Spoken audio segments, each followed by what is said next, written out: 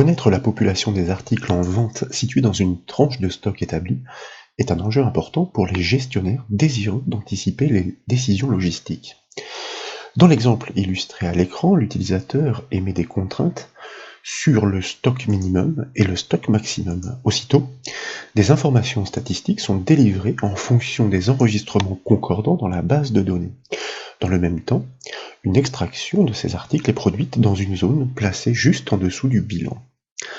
Une base de données est forcément nécessaire pour établir ces travaux, c'est pourquoi nous proposons tout d'abord de la réceptionner, et comme toujours, ce classeur est offert au téléchargement depuis le site bombache.fr.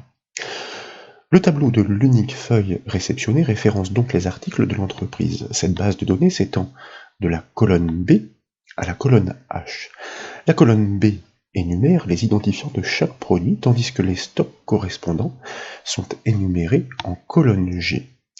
Un tableau de bord est donc proposé sur la droite de cette base de données entre les colonnes J et K. Des contraintes bornées doivent être émises sur les stocks en cellule K5 et en cellule K6. Selon ces conditions, comme nous le disions, un bilan statistique des articles concordants doit être dressé à partir de la cellule K9. De plus, l'extraction de ces derniers, sur un niveau de détail allégé, doit être entreprise à partir de la cellule J15. Nous le verrons, nous parachèverons la solution avec une fonctionnalité intéressante. Au clic sur l'une des références extraites, nous pointerons directement sur l'enregistrement concordant dans la base de données. Pour cela, nous emprunterons des techniques que nous avons abouties lors de formations précédentes. Pour commencer, nous souhaitons nous soucier des deux premiers calculs proposés en cellules respectives K9 et K10. Il s'agit de révéler quels sont les stocks effectivement les plus petits et les plus grands dans la tranche imposée par l'utilisateur. Et pour cela, nous suggérons d'émettre ces contraintes tout d'abord. Donc en cellule K5, je vous propose par exemple de saisir la quantité 2, et puis en cellule K6, par exemple, de saisir la quantité 12.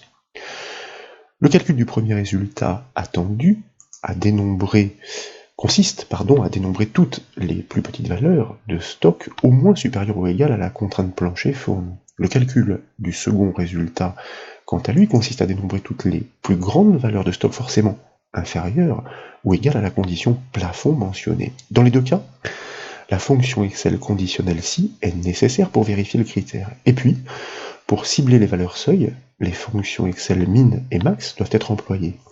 Mais, comme c'est l'intégralité de la base de données qui doit être analysée, nous devons raisonner sur des matrices. Et pour simplifier la syntaxe, il est préférable de pouvoir les identifier avec des noms. Et à ce titre, en haut de la fenêtre Excel, de la feuille Excel plus précisément, je vous invite à déployer la liste déroulante de la zone nom pour constater que toutes les colonnes du tableau ont hérité de leur titre. Et si vous cliquez sur l'un d'entre eux, comme par exemple produit stock, l'intégralité de ces données est immédiatement sélectionnée.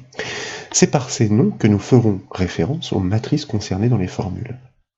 Je vous propose donc de sélectionner le tout premier résultat, soit la cellule K9, et puis, bien sûr, de taper le symbole égal pour enclencher l'opération matricielle. Ensuite, nous devons utiliser la fonction pour déterminer la plus petite valeur, comme nous le disions donc min suivi d'une parenthèse, pour accueillir ces arguments. Et à l'intérieur, il s'agit effectivement de vérifier une condition, car nous ne souhaitons pas la valeur la plus petite dans l'absolu, mais en fonction des contraintes. Donc, nous appelons notre fonction conditionnelle si suivie d'une parenthèse pour accueillir ces paramètres. Et nous allons bien sûr désigner la matrice des stocks par son nom, puisque c'est sur cette colonne que nous devons poser le critère. Je vous rappelle qu'elle se nomme produit stock, et d'ailleurs vous constatez qu'elle est suggérée dans la petite liste déroulante IntelliSense. Sur cette matrice, donc, ligne à ligne, nous devons vérifier le critère qui consiste à valider que le stock pour l'enregistrement en cours est bien au moins supérieur ou égal à quoi?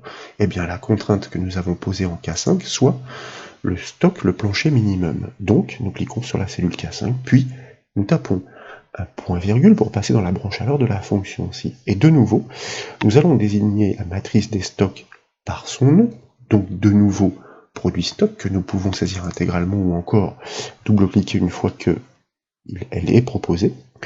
Et puis, nous allons taper de nouveau un point-virgule pour passer dans la branche sinon de la fonction ci, car jusque-là, si effectivement eh bien, le critère est vérifié grâce à la fonction min sur cette colonne produit stock. En fonction de cette contrainte validée, nous allons extraire le stock minimum effectif. Donc dans cette branche sinon, nous n'avons rien à faire puisque le cas échéant, le résultat ne nous intéresse pas. Nous tapons donc deux guillemets pour conserver la cellule vide, en tout cas le résultat vide dans ce raisonnement matriciel. Nous pouvons fermer la parenthèse de la fonction si, puis fermer la parenthèse de la fonction min qui l'englobe. Et enfin, nous devons nécessairement valider le calcul par le raccourci clavier CTRL MAJ entrée. En effet, nous raisonnons sur des matrices tout en exploitant des fonctions de calcul classiques.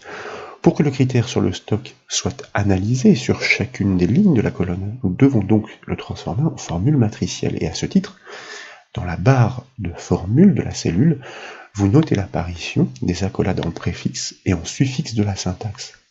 Ce sont elles qui intiment l'ordre à Excel de raisonner sur des matrices.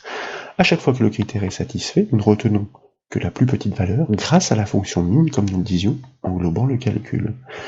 Le résultat obtenu est d'ailleurs supérieur au plancher défini. Aucun article ne possède un stock de 2 unités. La valeur directement supérieure est donc ponctionnée. Voilà encore une prouesse permise donc par les raisonnements matriciels. De la même façon, nous souhaitons connaître le stock maximum effectif selon le plafond défini. Le raisonnement est identique. Il s'agit de remplacer la fonction min par la fonction max et d'inverser l'inégalité du critère. C'est pourquoi ici je me permets de prélever cette syntaxe, de la copier par le raccourci clavier CTRL-C. Bien entendu, nous revalidons le calcul par CTRL MAJ entrée. Nous sélectionnons la cellule suivante, soit K10. Nous pouvons coller cette syntaxe par le raccourci clavier CTRL-V. Nous remplaçons effectivement la fonction min par la fonction max pour connaître cette fois-ci eh bien, le stock maximum effectif selon la contrainte définie, et nous inversons bien entendu l'inégalité du critère, inférieur ou égal, non plus à K5, mais bien sûr à K6.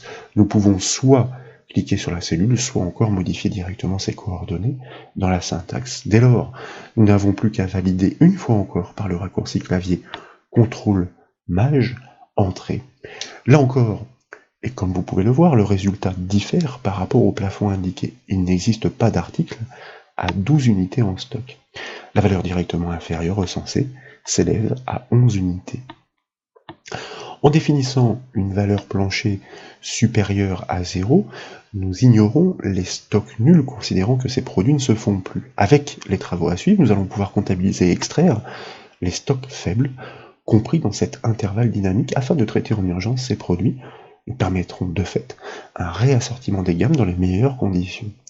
Bien sûr, et cela va de soi, si vous modifiez ces contraintes en K5 et K6, comme ici par exemple en indiquant un plancher minimum à 5 unités, eh bien, vous remarquez que immédiatement, les statistiques s'actualisent pour honorer ces nouveaux seuils. De tels résultats auraient été bien plus difficiles à obtenir avec des formules classiques, puisqu'elles raisonnent sur l'ensemble d'une colonne pour extraire, eh bien, de façon absolue, ces valeurs seuil.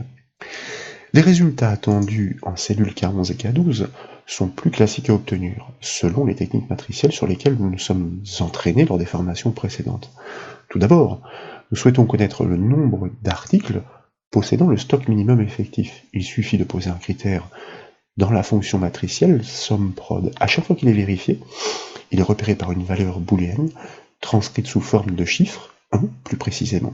À l'issue, la fonction SUMPROD, comme vous le savez, réalise l'addition de ces unités repérées. De fait, elle offre le dénombrement escompté.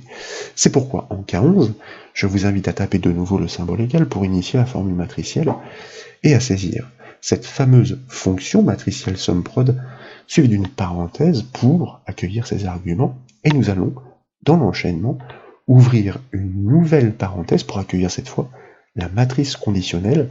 Cette condition doit être posée sur la matrice des stocks, que nous désignons donc par son nom, produit stock. Et quel est ce critère? Eh bien tout simplement, nous souhaitons dénombrer tous les articles possédant ce stock effectif calculé à 5 unités selon la contrainte posée.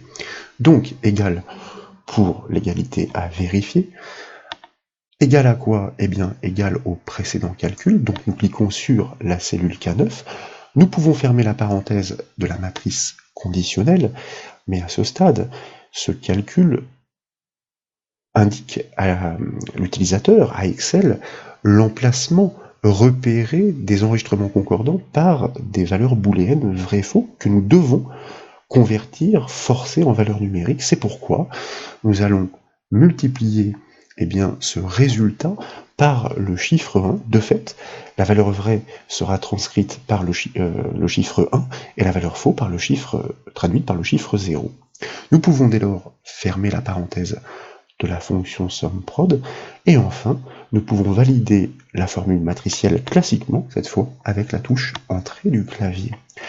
La fonction SUMPROD résonne en effet naturellement sur des matrices. Chaque ligne est inspectée. En conséquence, le raccourci clavier qui était nécessaire précédemment n'est pas utile ici.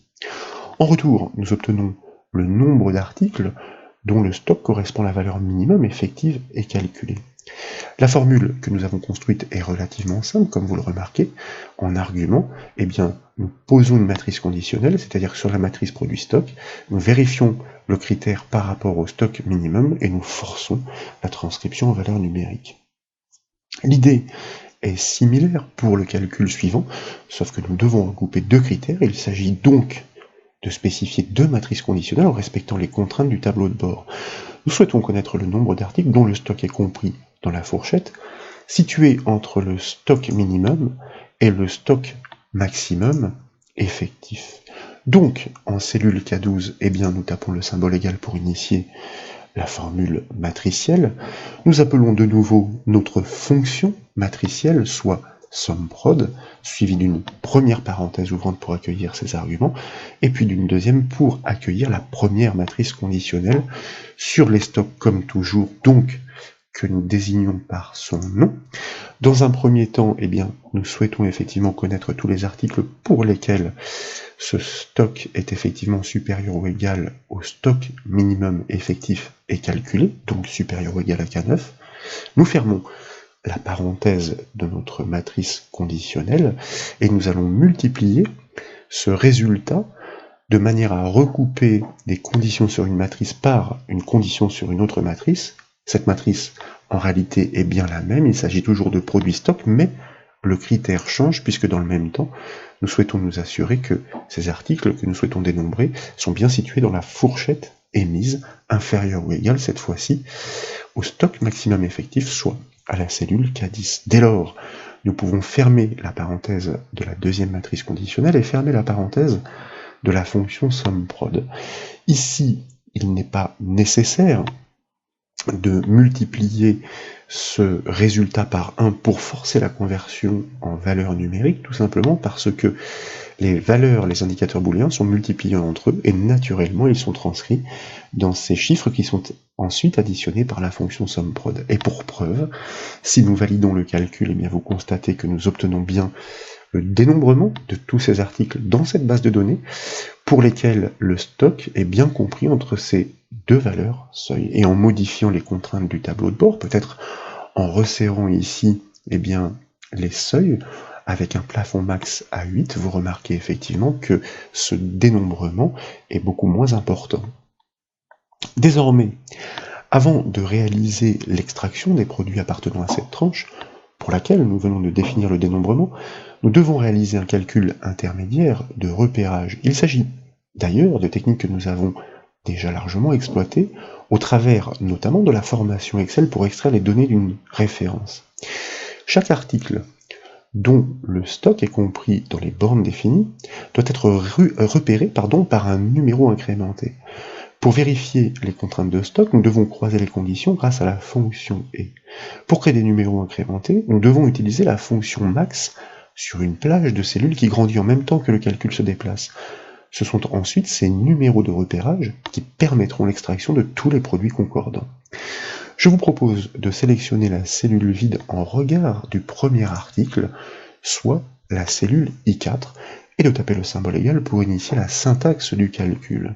Ensuite, nous avons besoin de vérifier des conditions, donc nous appelons notre fonction conditionnelle suivie d'une parenthèse, la fonction si, et comme nous le disions, c'est une double contrainte, Donc nous allons les énumérer dans la zone de critères de la fonction ci grâce à la fonction et, nous ouvrons bien sûr sa parenthèse pour accueillir cette énumération. Nous ne raisonnons plus matriciellement mais chronologiquement, c'est pourquoi, eh bien pour la première condition, nous devons la vérifier par rapport au premier stock, donc la cellule G4, que nous cliquons. Est-ce que ce stock est bien supérieur ou égal à quoi? Eh bien au stock minimum effectif, donc nous cliquons sa cellule K9. Et surtout dans la foulée, nous enfonçons la touche F4 du clavier pour la figer. En effet, ce calcul de repérage est destiné à être reproduit sur les lignes du dessous. Ainsi, tous les stocks pourront être comparés, mais cette comparaison doit immuablement se réaliser par rapport à cette valeur de référence. Sa cellule ne doit donc pas suivre le déplacement. Nous la figeons. Nous pouvons taper un point-virgule pour poursuivre l'énumération des critères. Et cette deuxième contrainte est toujours posée par rapport au premier stock. Nous cliquons de nouveau sur la cellule G4. Est-ce que dans le même temps, ce stock est bien inférieur ou égal à quoi? Eh bien au stock maximum effectif, soit la cellule K10 que nous cliquons, et dans la foulée que nous figeons pour les mêmes raisons avec la touche F4 du clavier. Notre double condition est désormais écrite, nous pouvons donc fermer la parenthèse de la fonction et taper un point-virgule pour passer dans la branche alors de la fonction ci, et c'est maintenant que nous devons enclencher ce repérage incrémenté grâce, comme nous le disions, à la fonction max. Nous ouvrons sa parenthèse et nous allons la faire travailler sur une plage de cellules qui grandit, qui s'étend en même temps que le calcul est répliqué. Nous allons pour cela cliquer sur la cellule située juste au-dessus du calcul dans un premier temps, soit la cellule I3. Ensuite, je vous invite à enfoncer le symbole de point pour générer la plage I3, I3. Au départ, cette plage ne désigne donc qu'une seule cellule, celle qui est située au-dessus du calcul. Mais nous devons la configurer, comme nous le disions, pour qu'elle grandisse en même temps que le calcul est répliqué sur les lignes du dessous. C'est pourquoi je vous propose de cliquer sur la première des deux références, en deux temps vraisemblablement, tant qu'à faire entre le I et le 3, et d'enfoncer la touche F4 du clavier pour figer cette borne supérieure et laisser libre de se déplacer la borne inférieure afin que cette matrice, cette plage, grandisse au fur et à mesure, comme nous le disions, que le calcul est répliqué. Ensuite, eh bien, nous replaçons bien entendu le point d'insertion à la fin de la syntaxe. Nous pouvons fermer la parenthèse de la fonction max que nous devons incrémenter à chaque fois que le repérage est effectif, que la contrainte est identifiée. Donc, nous ajoutons une unité plus 1. C'est ainsi que l'incrémentation est rendue possible. Chaque valeur maximum trouvée sur une plage extensible est incrémentée d'une unité. Elle devient à son tour la donnée la plus grande pour le prochain repérage, et ainsi de suite. De fait, nous pouvons désormais taper un point-virgule pour passer dans la branche sinon de la fonction ci. Et dans le cas où cette double condition n'est pas vérifiée, nous ne souhaitons pas repérer l'enregistrement, donc nous allons conserver la cellule vide grâce à deux guillemets.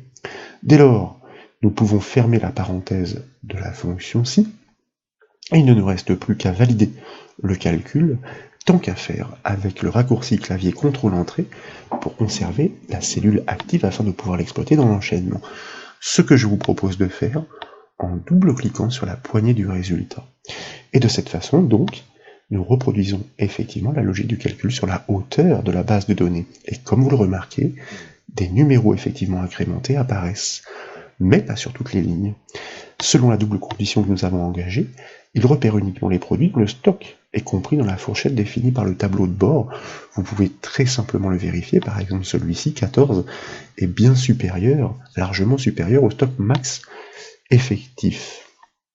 Il conviendrait de les formater ces résultats avec une couleur de police claire, car ils servent seulement d'intermédiaire. Désormais, nous devons donc produire l'extraction, et pour cela nous devons imbriquer les fonctions Excel index et equiv. La fonction index, comme vous le savez, permet d'extraire la donnée située au croisement d'une colonne et d'une ligne dans une base de données. La colonne dépend de l'information que nous souhaitons extraire, la ligne, quant à elle, dépend de la position de ces numéros incrémentés. Elle doit donc être calculée dynamiquement grâce à la fonction equiv. Et pour gérer les anomalies en cas de recherche infructueuse, nous allons englober la syntaxe dans la fonction si-erreur. Les premières données à extraire concernent les références des produits, comme l'indique effectivement ce petit tableau d'extraction. C'est pourquoi je vous propose de sélectionner la cellule J15, de taper le symbole égal pour débuter le calcul, de saisir cette fameuse fonction de gestion d'erreur si-erreur et d'ouvrir sa parenthèse pour accueillir ces arguments. En premier argument, nous allons inscrire le calcul que nous souhaitons tenter, l'extraction en l'occurrence, grâce premièrement à la fonction index. Nous ouvrons donc sa parenthèse. Il s'agit ensuite de définir la matrice, la base de données à partir de laquelle nous souhaitons réaliser cette extraction. En l'occurrence ici, nous souhaitons pouvoir rapatrier les références. La colonne suffira, nous allons la désigner par son nom, produit ref, donc. Puis, nous tapons un point-virgule pour passer dans l'argument de l'indice de ligne, précisément celui qui est variable. Nous allons le rechercher grâce à la fonction equiv. Nous allons demander à la fonction equiv de chercher l'emplacement de ces numéros incrémentés. Et pour cela, l'astuce consiste à utiliser la fonction ligne qui, comme vous le savez, permet de retourner l'indice de ligne d'une cellule. Et nous allons commencer par une cellule qui est située en première ligne pour le numéro 1. Par exemple, la cellule A1. De fait, nous pouvons fermer la parenthèse de la fonction ligne. Grâce à elle, donc pour bien comprendre, au fil de la réplication du calcul vers le bas, nous chercherons bien la position du chiffre 1, cellule A1, puis du chiffre 2, cellule A2, et puis du chiffre 3, etc., etc. Nous pouvons donc taper un point-virgule pour passer dans l'argument de la colonne de recherche. Et là, je vous invite à cliquer directement sur l'étiquette de la colonne I des numéros incrémentés, puisqu'effectivement, ces numéros 1, 2, 3, nous les cherchons dans cette colonne du calcul de repérage intermédiaire. Donc, la plage II. Ensuite, nous tapons un point-virgule, suivi du chiffre 0 selon le fonctionnement de cette fonction equiv, pour réaliser une recherche exacte. Nous pouvons de fait fermer la parenthèse de la fonction equiv qui, à ce stade, est censée nous retourner tour à tour la position, les emplacements de ces numéros incrémentés. Mais nous allons retrancher ce résultat de 3 unités, soit -3. En effet, l'énumération des références débute à partir de la ligne 4, tandis que nous effectuons la recherche des numéros à partir de la première ligne. Pour que l'extraction pointe sur le bon élément, nous devons donc corriger ce décalage, ce que nous venons de faire. Ensuite, nous tapons un point-virgule pour passer dans l'argument de la colonne de la fonction index. Et cette fois, eh bien, elle est fixe, elle est connue. Nous tapons le chiffre 1, puisqu'en l'occurrence, dans la fonction index, nous avons désigné une seule colonne pour l'extraction. Nécessairement, eh bien, la donnée située au croisement de la ligne et de la colonne est dans la première colonne, donc chiffre 1. Nous pouvons fermer la parenthèse de la fonction index, et puis nous allons taper un point-virgule pour passer dans le deuxième argument de la fonction si-erreur. Que souhaitons-nous faire lorsqu'une anomalie est détectée, en l'occurrence lorsque la recherche est infructueuse? Précisément, nous ne souhaitons rien faire, réaliser aucune extraction et surtout ne pas afficher le message d'erreur. Donc, nous utilisons notre astuce habituelle de guillemets pour garder la cellule vide. Nous fermons la parenthèse de la fonction si-erreur, et nous pouvons valider le calcul par le raccourci clavier CTRL-Entrée pour garder la cellule active afin de pouvoir ensuite cliquer et glisser sur la poignée du résultat sur quelques dizaines de lignes vers le bas et constater en remontant que nous produisons bien l'extraction de toutes les références qui correspondent, coïncident avec ces deux critères recoupés grâce à ce calcul intermédiaire de repérage. Bon, pour le principe, je vais m'arrêter là, mais vous voyez que, eh bien, comme nous avions dénombré 179 articles, il serait opportun de reproduire cette logique de calcul sur peut-être plusieurs centaines de lignes vers le bas. Ici, c'est le principe qui compte. De fait, eh bien, pour produire l'extraction des colonnes restantes, en l'occurrence le prix et puis le stock, il suffit simplement d'adapter notre calcul, c'est pourquoi je vous propose de le prélever depuis la barre de formule pour le premier d'entre eux, donc nous le sélectionnons, nous le copions, nous sortons bien de la barre de formule avec la touche entrée du clavier pour ne pas risquer de l'altérer, et ensuite, eh bien, pour la cellule K15, donc le prix que nous souhaitons extraire en concordance, nous collons cette syntaxe, sauf que, effectivement, cette fois-ci, l'extraction ne se produit plus sur la matrice produit ref, mais sur la matrice produit prix. Constatez qu'elle est immédiatement surbrillée par Excel. Donc, pour le reste, la logique est strictement identique. Selon l'indice de ligne qui est trouvé par la fonction équive en fonction de la position de ces numéros incrémentés de repérage, pour lesquels eh bien, nous corrigeons ce décalage en retranchant 3 unités dans la première colonne, c'est-à-dire produit-prix. Nous pouvons valider ce calcul par contrôle-entrée. Cette fois, double-cliquer sur la poignée du résultat, puisque nous avions déjà donné la trame avec le précédent produit ref, pour constater que vraisemblablement, nous rapatrions bien les prix associés aux articles dont la référence a été extraite. Il ne reste plus qu'à faire la même chose pour le stock. Nous collons la syntaxe, nous modifions la matrice d'extraction. Il ne s'agit plus de produit prix et de produit ref, mais de produit stock. Nous pouvons valider par contrôle-entrée, et ensuite double-cliquer sur la poignée du résultat pour rapatrier tous les stocks correspondant aux articles ainsi extraits. Pour plus d'ergonomie, nous avons aussi la possibilité de créer des liens hypertextes dynamiques. L'idée est de pointer sur l'enregistrement dans la base de données au clic sur l'une des références extraites. Le précédent calcul doit intervenir dans l'argument du texte à afficher pour cette fameuse fonction que nous avons déjà utilisée qui s'appelle lien hypertexte.